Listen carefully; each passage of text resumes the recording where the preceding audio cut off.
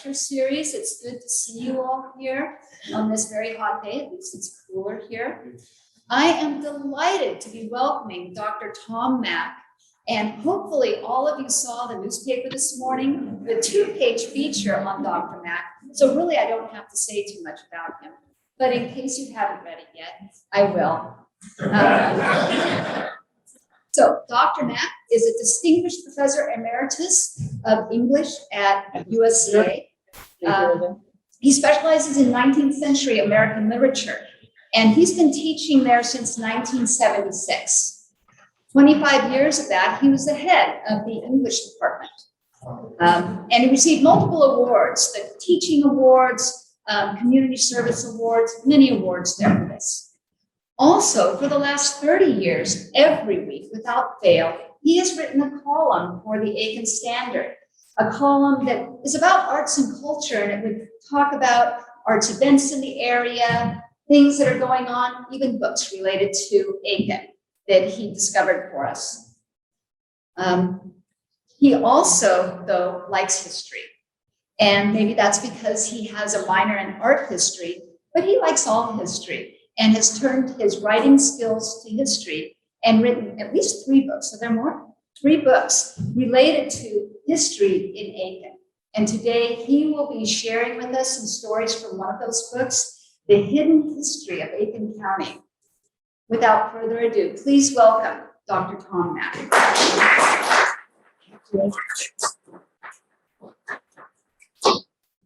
Thank you all for showing up this afternoon. I should warn you, I hope you have no place to be at 4 o'clock.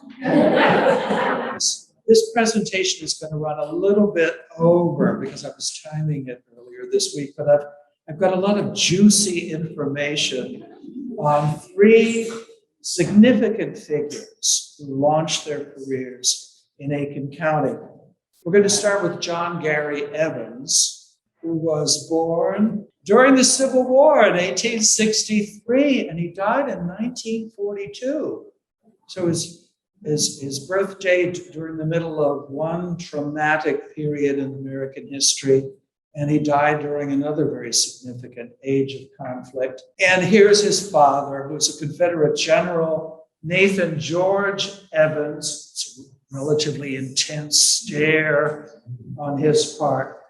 General Evans was assigned to the Army of Northern Virginia during the war, and he participated in battles from Bull Run all the way up to the Battle of Antietam in Maryland. But he was more famous, actually, for his hot temper and his love of whiskey. In fact, he was brought up on charges once for assaulting a fellow officer. And he was also charged with being drunk on duty one time. He was exonerated, but there's no surprise that they would think that he liked whiskey. He had one of his junior officers carry on his back a little barrel or barrelito of whiskey so that General Evans could have a snort anytime he felt so inclined. You'd think with all of the action that he had endured in the war, that would finally have been what laid him low. But actually, he was injured grievously in a carriage accident in downtown Charleston in 1864. And he never really recovered from the injuries sustained during that accident. And he died in 1868 when his son, John Gary Evans, was only 5 years old. Evans' widowed mother moved him and her little boy to Oakley Park in Edgefield.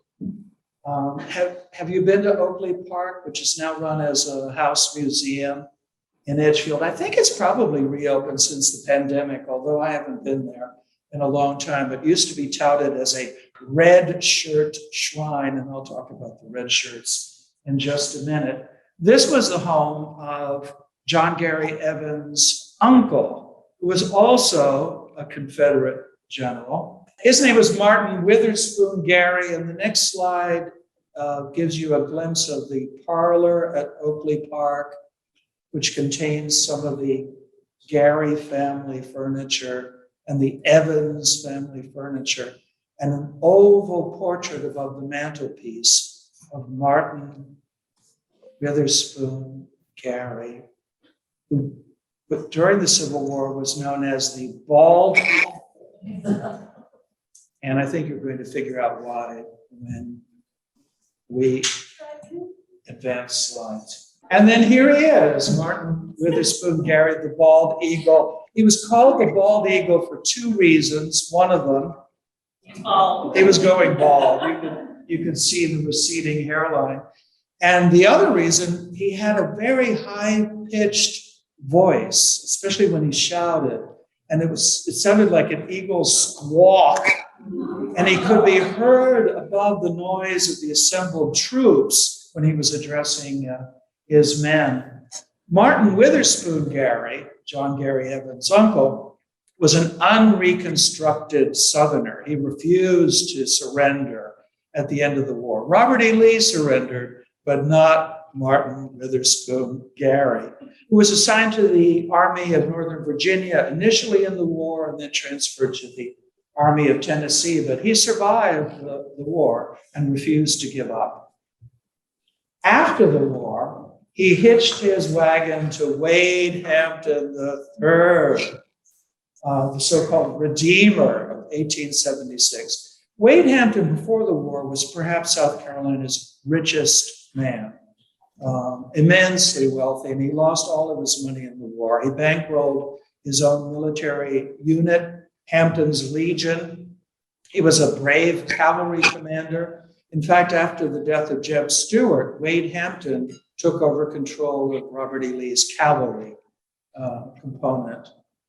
After the war, South Carolina, among all the Confederate states, was occupied the longest by federal troops. For almost 12 years, we were occupied by federal troops. And during that amount of time, the old guard was trying to regain control of state politics. And they had their chance really in 1876, and they banked on the gubernatorial nomination of Wade Hampton III.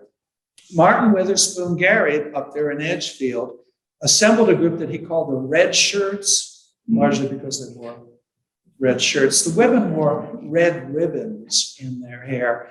And they were, to some extent, a paramilitary group engaged in voter suppression, a certain level of violence. In fact, 1876 was really the most violent state election South Carolina had ever experienced. We've had other ones, but that was probably the most violent.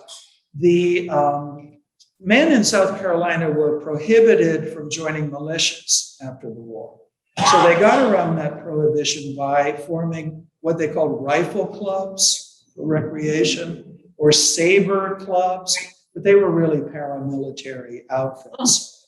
And those outfits came into play in 1876 and largely really in Aiken County. Aiken County was perhaps the most violent county in that particular year. We had we had the Hamburg massacre in 1876, where 7 black men were killed. The Ellington riots, where at least 30 black men were killed in Ellington in 1876, largely over the tussle for control of state politics. And Martin Witherspoon Gary was in the middle of it all. Wade Hampton III wins the election, not necessarily on the up and up. We were fortunate in South Carolina, I suppose, depending upon the way you look at it, because there was also a disputed presidential election that year. Rutherford B. Hayes was the Republican candidate. Samuel Tilden was the Democratic candidate. Samuel Tilden won the popular vote, but did not win the election. So he joins Hillary Clinton and Al Gore and a bunch of Democratic presidential candidates that won the popular vote but didn't win the presidency. The Democrats in South Carolina said that they would throw their electoral college support behind the Republican candidate, Rutherford B. Hayes, if you let Wade Hampton win the governorship, and you dispel federal troops from the state. We can finally get rid of federal troops in South Carolina. So that's why he's called the Redeemer. because he redeemed the state. He brought home rule back to South Carolina.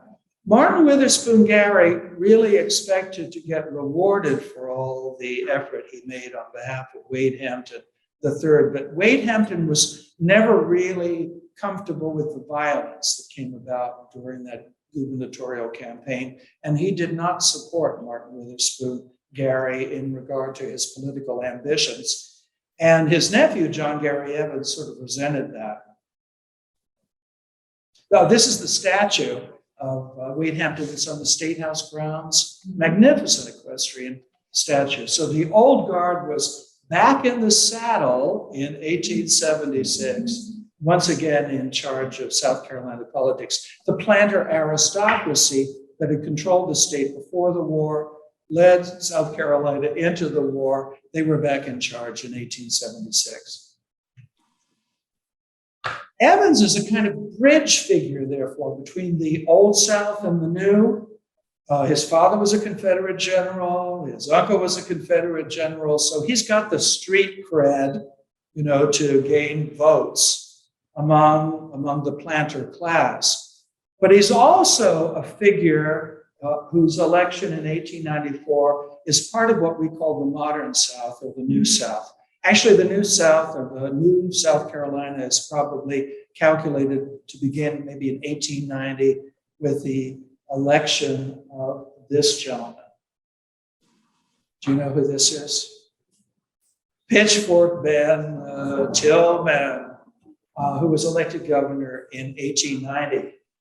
Pitchfork Ben lost his left eye. He had a brain tumor, and so most of the time he was always photographed like this, so you couldn't see the fact that he was one-eyed. He could not fight in the Civil War because of that disability.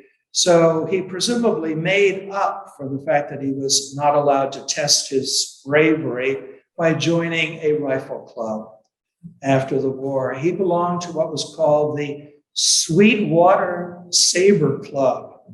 And he was involved in some of the violent acts that took place in Aiken County in 1876. He was implicated in the Hamburg Massacre. He was one of the white paramilitary force that was indicted for the death of those 7 Black men. He was never, of course, convicted. Nobody was. He was always very proud of his racist credentials. Tillman was, I think, the classic demagogue.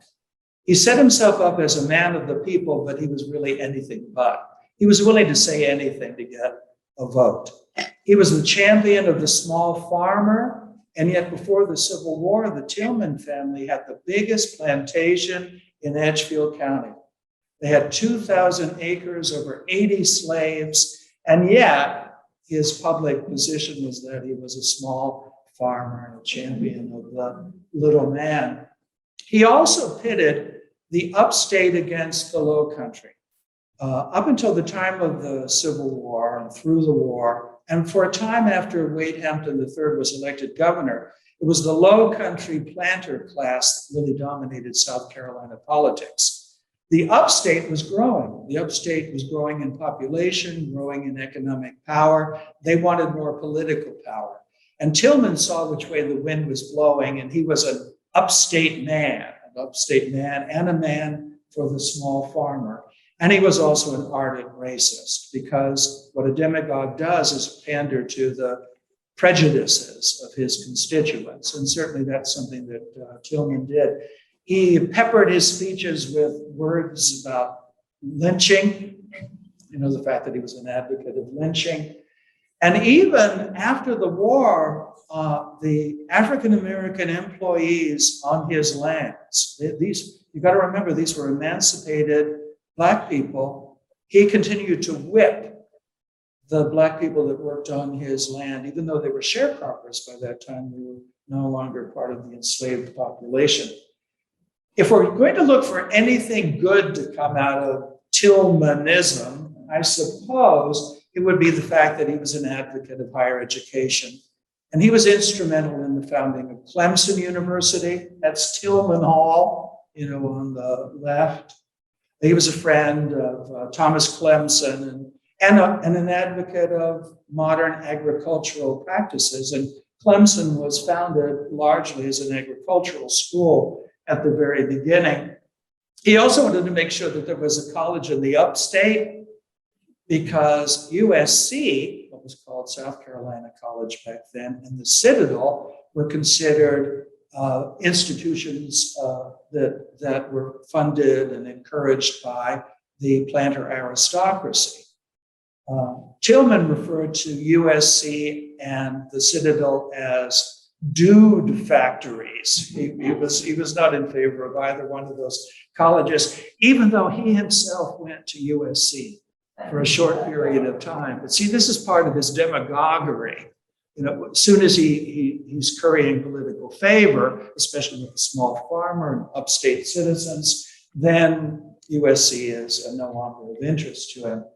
He also, when he was governor, this is in 1890, helped found Winthrop. Winthrop University had already begun as an educational institution, but it became a state-supported institution in 1891. And it was founded really as a women's college, as a normal school, because it was considered quite appropriate for young women to learn the norms of pedagogy and curriculum, especially if they weren't wise enough or lucky enough to get married. They had to get a job. Teaching was considered all right. I should mention something about the fate of both of these. Are two Tillman halls, one at Clemson and one at Winthrop. Both of those campuses are petitioning with the state government to have those names changed. They no longer want to be called Tillman Hall. They have to, of course, get the approval of state government in order to do that. So we'll see what eventually happens. Lots of luck.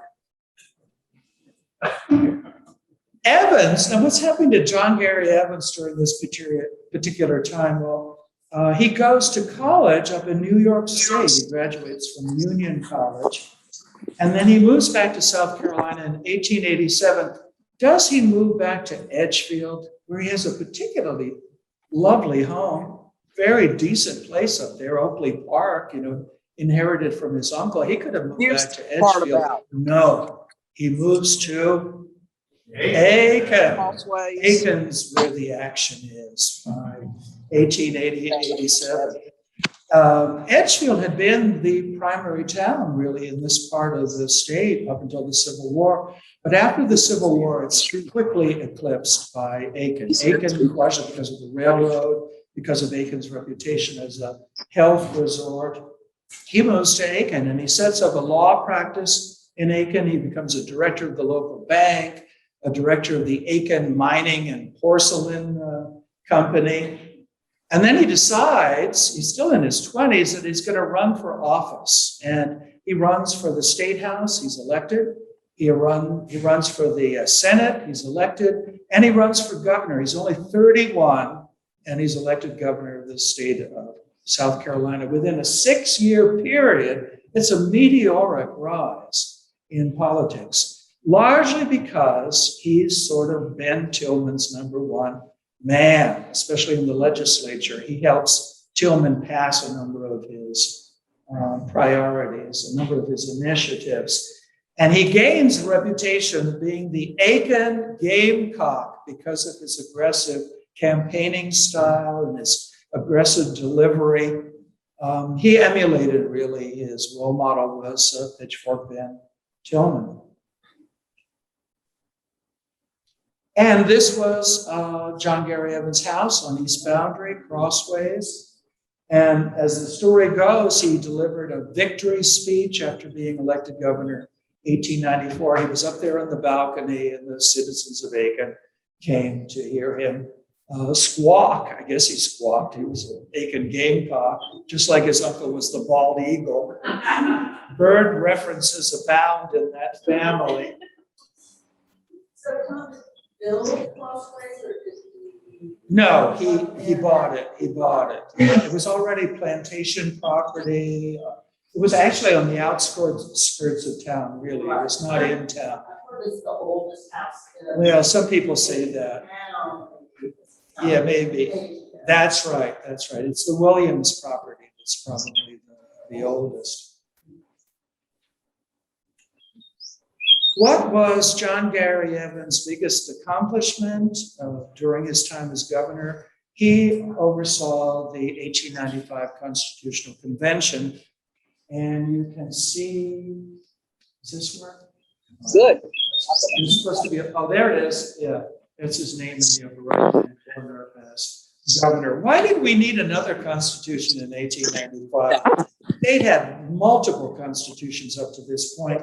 It was existing under the 1868 Constitution at this time, but the 1868 Constitution had been imposed upon South Carolina by the federal government.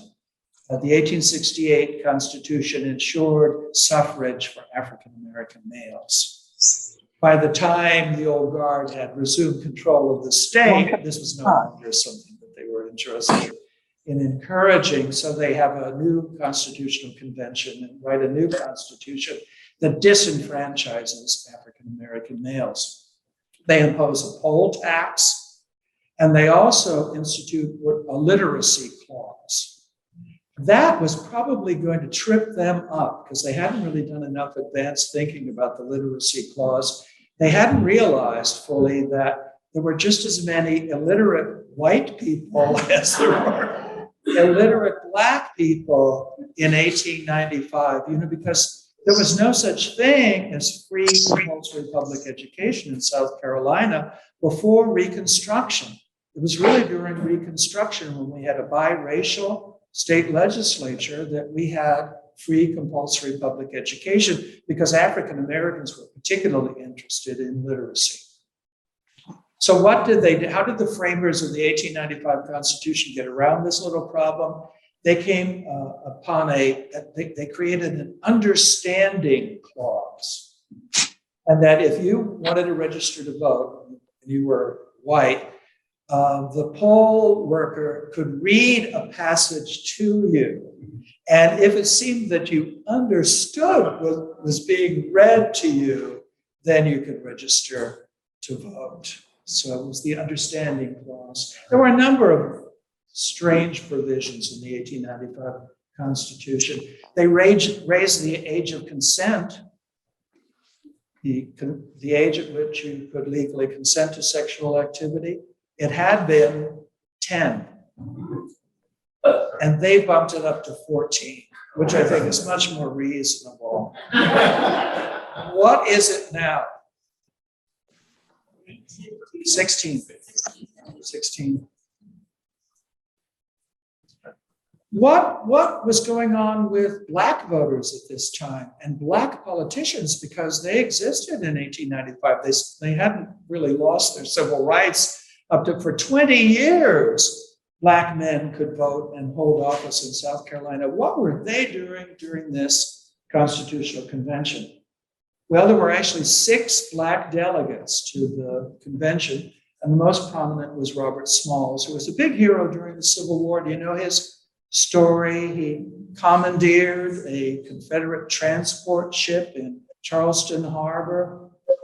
His owner, Henry McKee, had rented Robert Smalls out to local shipbuilding people, and he learned all sorts of nautical skills, and he learned how to pilot a boat. And he convinced the Black crew of this particular transport ship that he could pilot the boat out of Charleston Harbor to the welcoming arms of the blockading federal ships. And it succeeded. He was able to get his family on board ship. The Black crew members were all on his side. The white officers were in downtown Charleston having a good time. And so the Black crew sailed the boat out of the harbor.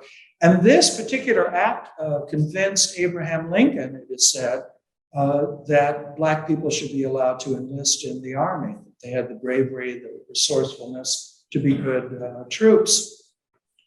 Smalls fought against the Constitution. He spoke up in public. 6 delegates out of 100 or so, to no avail. The Constitution was passed.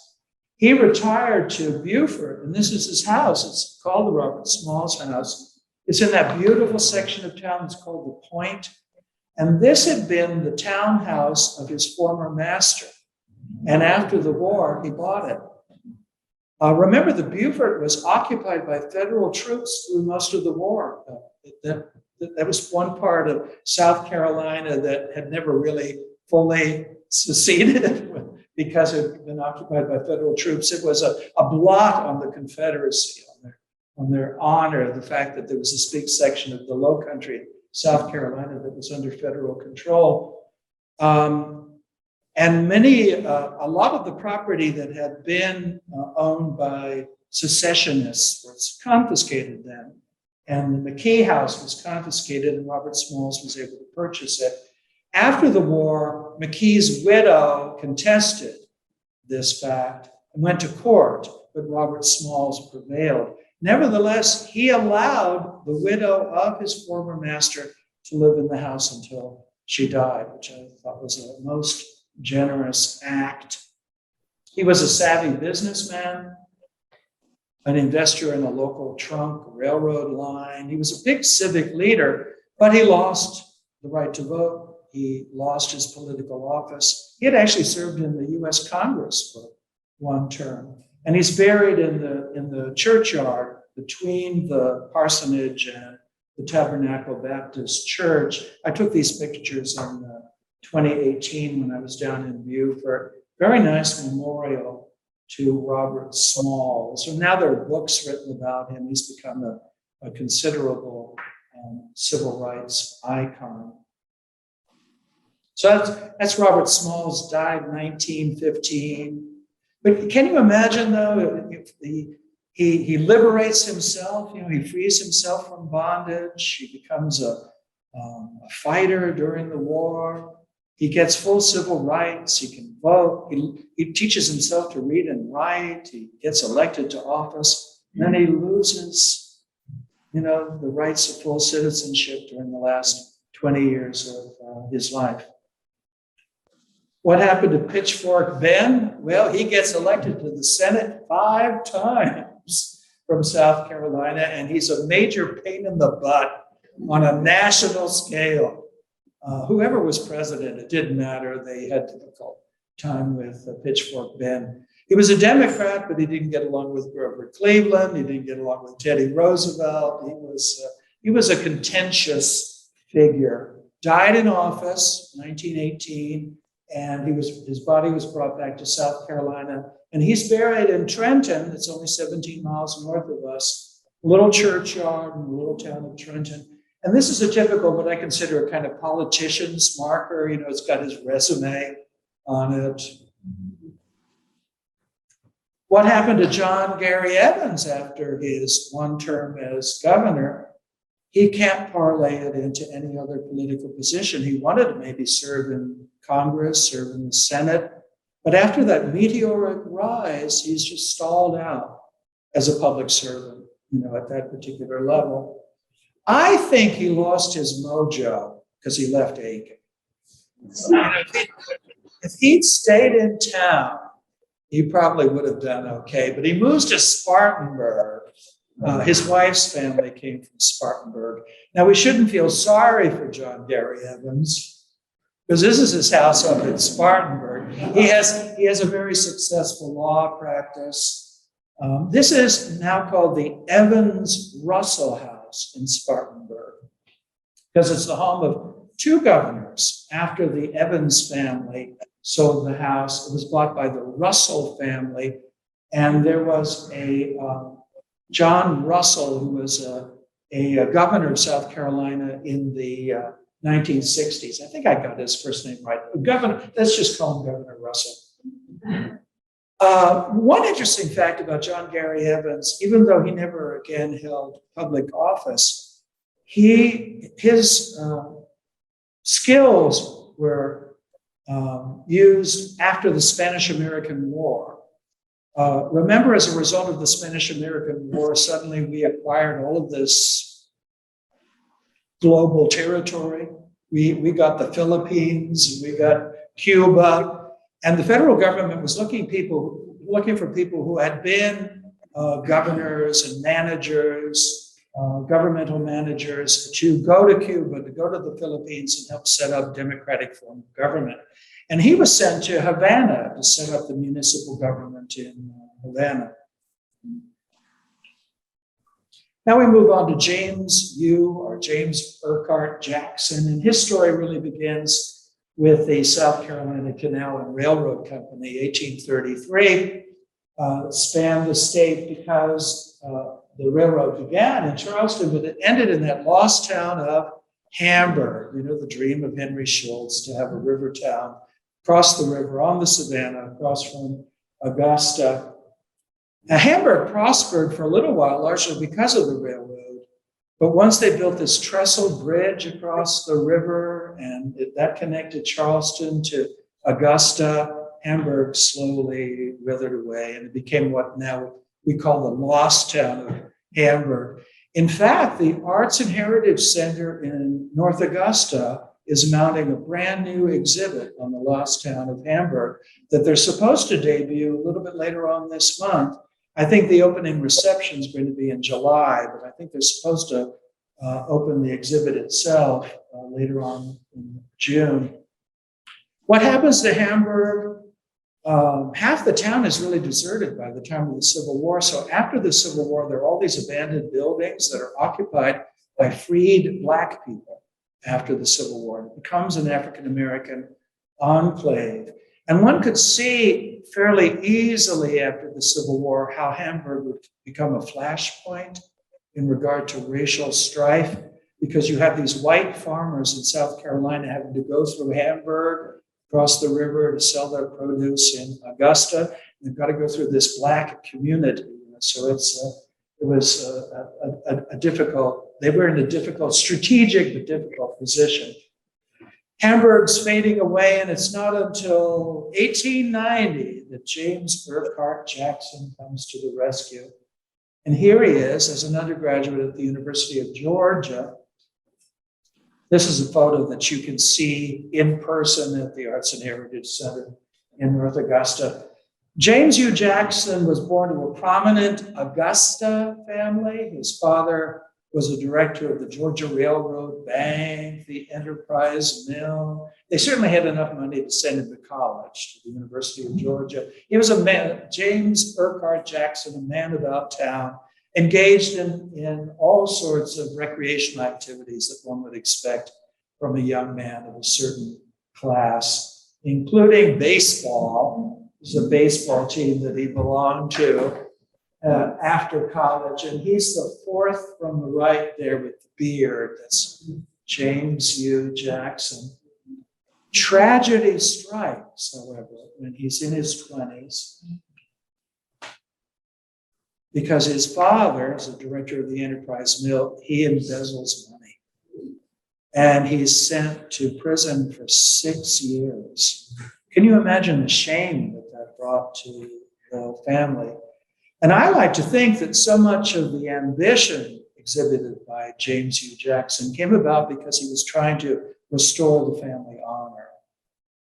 He was trying himself to be a success and once again bring honor upon the family.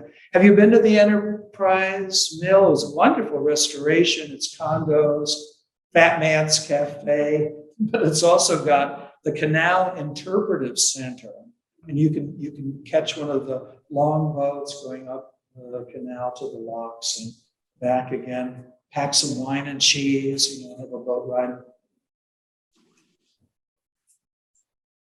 And here's the statue of James U. Jackson right downtown North Augusta, where Georgia Avenue intersects with Carolina Avenue, by Mariah Kirby Smith, Aiken's favorite sculptress.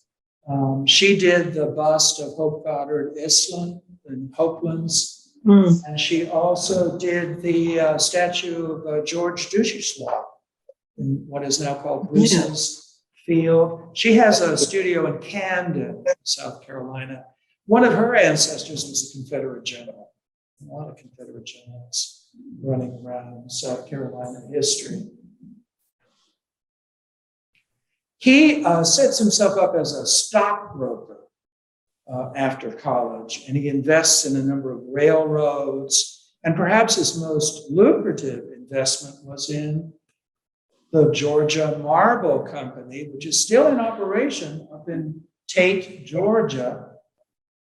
Georgia marble was used for the facade of the New York Stock Exchange, for the East Building of the National Gallery in Washington, and for the big statue of Lincoln in the Lincoln Memorial, which is really carved in pieces and then put together up in Washington, D.C. Georgia marble, so it's got a James U. Jackson connection.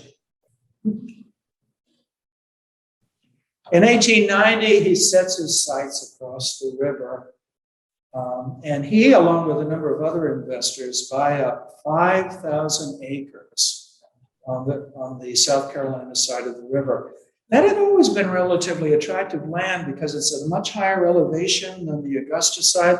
Augusta used to flood periodically. It's on the floodplain until they built the dam upriver.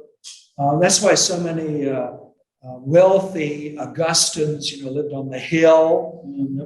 They fled the downtown area.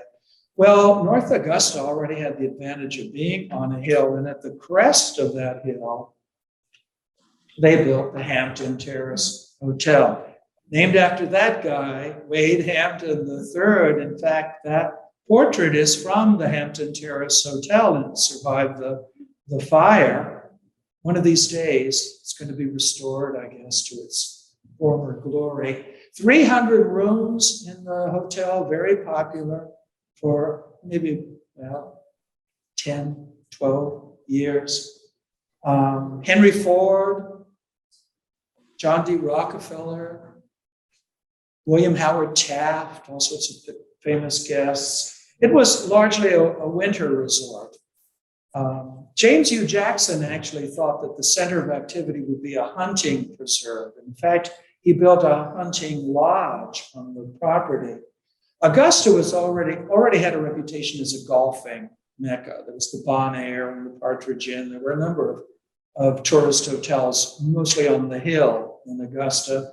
Aiken already had a reputation as an equestrian center. So he thought maybe his niche in the market was going to be hunting, and he would have a hunting lodge. Was this built on his property? Yes, well, that was the 5,000 acres it was built on. So the same investors that bought the land invested in the hotel. Oh. Yeah, it was his investment. Here's the front. And then he also built a trolley line, that went from Aiken to Augusta, and an electric company that provided electricity in the valley. He was most interested. Well, he was very interested in siphoning off tourists from Aiken. We've reconstructed our glorious train station, and all these winter colonists would come down by train, and they'd be deposited at the railway station in Aiken. Well, he wanted them to get on the Augusta and Aiken Railway and continue to North Augusta, to the Hampton Terrace Hotel. I mean, he was an entrepreneur. He wanted to siphon off some of our tourist traffic. And that wasn't all he wanted to take away from Aiken. He wanted to create a whole new county. And he tried at least twice, because he thought, well, maybe one way for North Augusta, my town, to prosper. Remember, he bought the land in 1890. They built a hotel 1902, 1903. The town was chartered in 1906. And he thought one way to ensure its success is to make it a county seat. So he wanted to carve out part of Western Aiken County, Western Edgefield County, and name a new county and have North Augusta as the county seat. He tried Edisto County first because one of the sources of the Edisto River is in Western Edgefield County. Oh, that didn't work. Then he thought, maybe if I name the county after the sitting governor of the state, it was this man by the name of Duncan Hayward, I'll call it Hayward County. And even that didn't work. We are so fortunate today, because I don't know if I'd be talking about him as a mover and a shaker of Aiken County if he'd actually succeeded in seceding from Aiken County and creating his own political entity. It didn't work. So not all of his schemes were successful. And indeed, in 1916, the whole hotel burned down. By this time, he had bought out all the other investors. He was the sole investor in the hotel. He had sold his stock in railroads and automobile company. And so that the whole enchilada, was his, and the loss was his as well. Luckily, there was no loss of life. Wade Hampton III's portrait didn't do very well, but no one died in the fire because it was before the winter season began. It was blamed on faulty wiring. And the whole place burned down because they had low water pressure. They didn't have sufficient water pressure. So he lost everything. There are a few pieces of silver in the Arts and Heritage Center in North Augusta. What does remain is his house, which he built around the same time as the hotel. So if you want to get some sense of the splendor that probably was the Hampton Terrace Hotel, you could spend a night or two at Rosemary Hall, right on Carolina Avenue. It's run now as a bed and breakfast by Kelly and Diana Combs, Combs. Lovely couple. They were so sweet. I was over there just in early April during Masters Week, and they let me tramp around the property and go up and down the stairs, taking photographs. But really grand private residence befitting the founder of the town. On the inside, it still has the original paneling, Italian stained glass windows, the original lighting fixture. It's quite an impressive residence, and it's a B&B. This is the dining room. The pink marble surround comes from the Georgia Marble Company in Tate, Georgia. And here's the parlor. I would think it would be a really neat idea, even though North Augusta isn't that far away, it's only 15 miles. But if you're going to Augusta and you're going to go to a concert or see a play or whatever, and you go out for drinks afterwards, instead of driving back to Aiken, you could spend the night at Rosemary Hall. This is my commercial for Diana Combs. Wouldn't it be fun? And breakfast comes with the room. It would be kind of fun to live like James Urquhart Jackson, at least for one night. Are they doing pretty well? I went there years ago when they first bought it. They're doing well. They were doing very well when I was there because it was Masters Week. The place was full, and they were really happy. So they had no complaints. And then Jackson dies in 1925. He tried after the hotel burned down to gather up enough funds to rebuild it, but he was not successful. So that's kind of a sad story, at least in that regard. Although if you think about it, the whole town of North Augusta really is a testament to Jackson's enterprise. I would like to think how proud he would be of North Augusta now if he could come back for just a day, when you think about all that riverfront and development, the baseball stadium and Hammond's Ferry. North Augusta touts itself as South Carolina's riverfront. And if you think about it, that is really true. On the Georgia side of the Savannah, you've got great cities. You've got Augusta, it's pretty great. And you've got Savannah, two cities founded by Oglethorpe. On the South Carolina side of the Savannah River, it's North Augusta. North Augusta is really our river town, and it's all due to James Urquhart Jackson. This is the Jackson plot in Sunset Hill Cemetery that's downtown North Augusta. Worth a visit if you like cemeteries, or they read like history books. Our very final last mover and shaker, James Strom Thurmond. He was called James Strom Thurmond for his first 50 years. You know when he dropped the first name? When he moved to Aiken. Okay. Born in 1902. So when James U. Jackson is building Rosemary Hall, before the town of North Augusta is even founded, Strom Thurmond makes his appearance on planet Earth and lives really for a little over 100 years. And this is the birthplace, still standing, in Edgefield, downtown Edgefield. Now, the family didn't live in this house very long. His father moved the family out to the countryside to a much bigger house when he was still very, very young. And this is about all I'm going to say about the Edgefield part of Strom Thurmond's life, because even though Edgefield, it claims 10 governors, you go up to Edgefield and it says a home of 10 governors. Well, one of those governors is John Gary Evans, who ran for the governorship when he was in Aiken. He was the Aiken Gamecock. I mean, he may have been raised in Edgefield, but he was an Aikenite when he became governor. And then another one of those governors, James Strom Thurmond, spent his last 50 years in the bosom of this lovely town. And it all started really when he married, the first marriage in 1947, when he married Jean Crouch. She came from Elko, it's a little town in Barnwell County. She had just graduated from college. Had barely started to really live.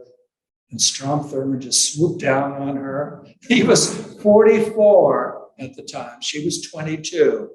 She was 22. He was 44. Very bright young woman, graduate of Winthrop University. I suppose she has Pitchfork Ben Tillman to thank for that, founding Winthrop. And to all intents and purposes, theirs was a very happy marriage. She was very, very bright, very attractive, and a wonderful political helpmate to James Strom Thurmond. And they spent really their honeymoon in the governor's office, because at that time he was governor of the state. And she was very good for him, because there were times that he could be a little clumsy socially. She was able to smooth ruffled feathers. She was much more diplomatic. She would come following Strom and sort of appease anybody that he might have upset. That picture of his doing push-ups, he was very famous during this particular period because he was criticized for marrying a woman just half his age.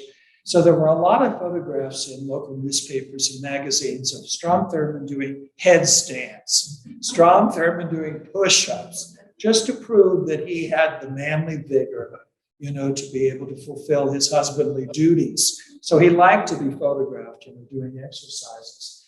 He ran for the Senate the first time while he was still in the governor's house, and he lost. So after he was finished in Columbia, he and Jean moved to Aiken in 1951. They picked Aiken because it was sort of halfway between Edgefield and Elko. His mother up in Edgefield, her parents in Elko. Aiken was a good compromise, besides being a really lovely town. And for 50 years, during his whole senatorial career, one could argue he was an Aikenite. He belonged to the First Baptist Church, so a member of the congregation for 50 years. He had an office in the basement of the old post office, on and off, the rest of his life. He started a law practice. One of his principal partners was Charles Simons, who later became a federal judge.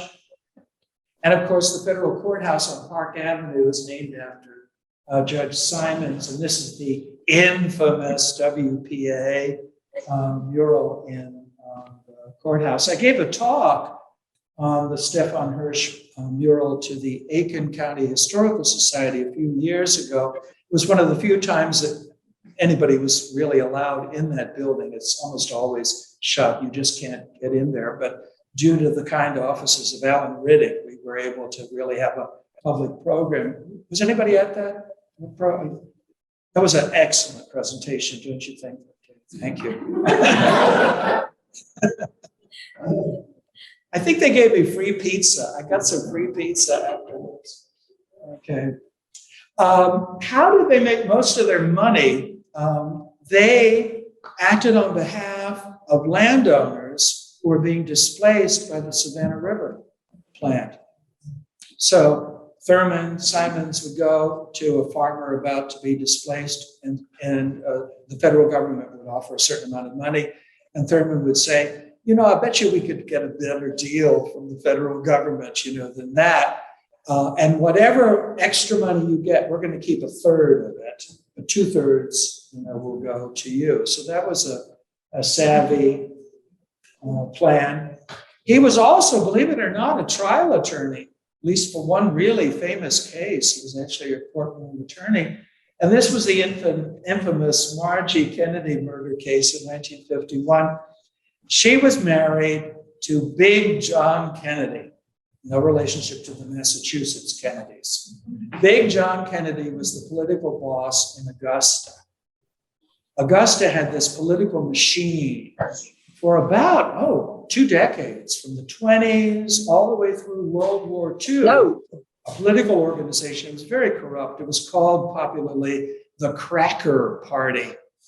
And Big John Kennedy was the big boss.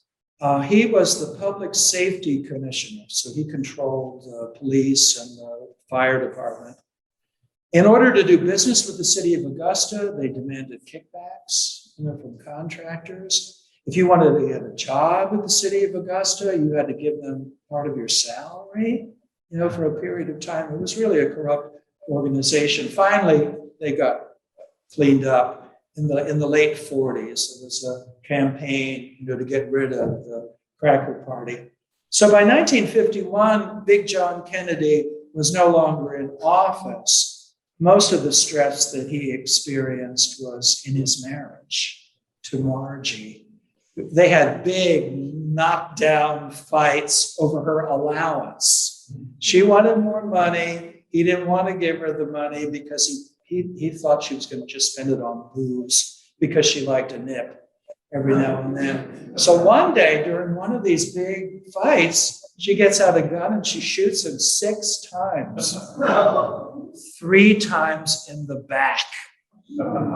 So she's put on trial for murder over there in Augusta. Now, who are you going to call? There's not going to be Ghostbusters. You're going to call Strom Thurmond, because Margie Kennedy came originally from Edgefield and she knew the Thurmond family. So she calls old Strom up and he defends her. What do you think that the verdict was? She was acquitted. It was determined that Big John Kennedy had died of natural causes.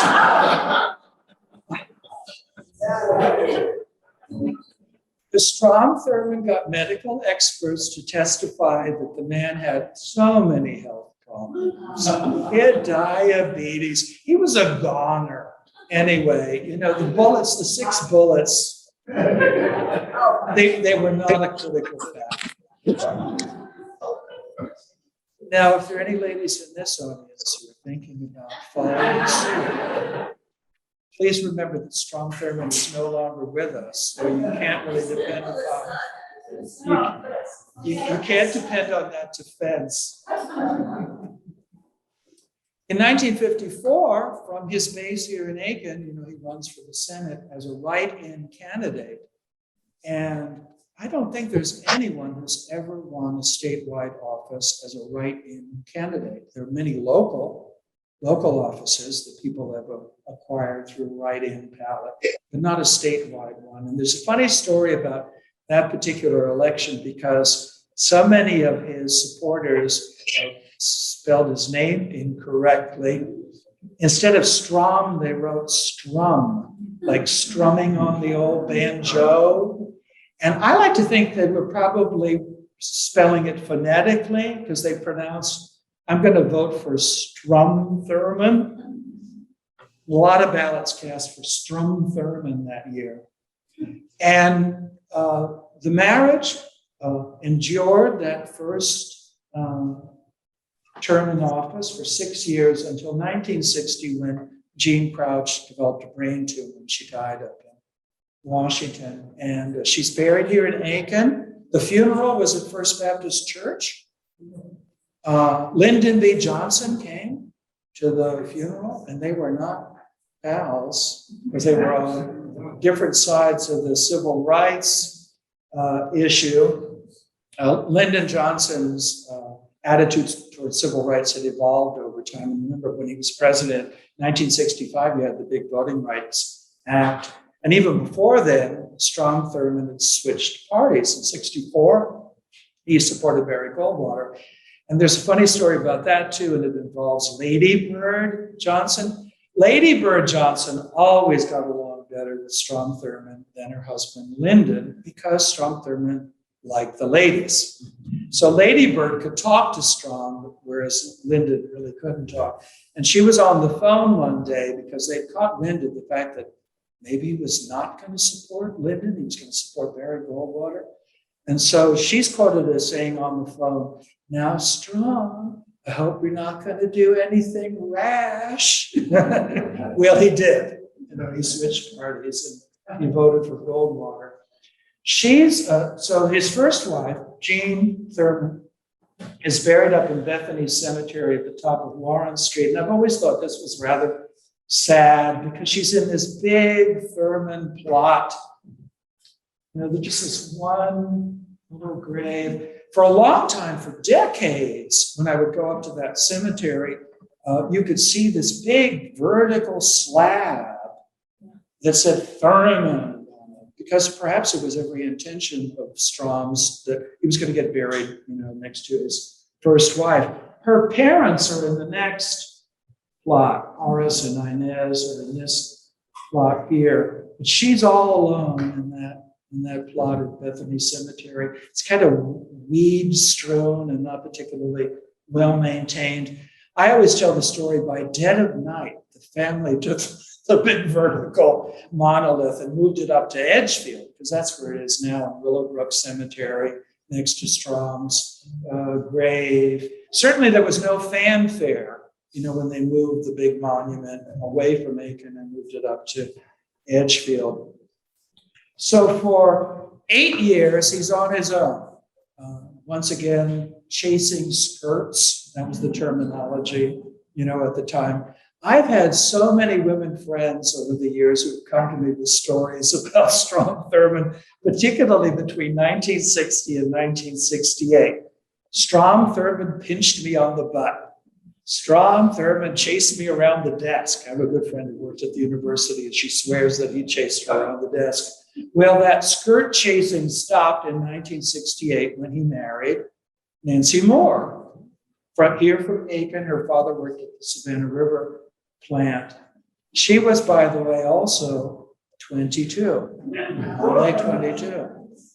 And he was at this time, so it wasn't 2244, it was 2266. He was 66 for the second marriage.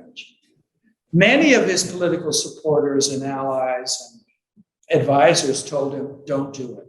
Don't do it. You're going to make yourself ridiculous. Your political enemies are going to make hay of this. Don't do it." And his answer, which was quoted in the papers, was, "I would rather smell perfume than liniment." So he'd rather smell, Chanel #5 than a tube of Bengay. To all intents and purposes, theirs was also a very happy marriage, at least for a while. And I have a funny kind of footnote to when Nancy Moore won the Miss South Carolina pageant in 1965. This is 3 years before she married Strom. That same year, Jane Spillane was runner-up. I've come to know Jane Spillane over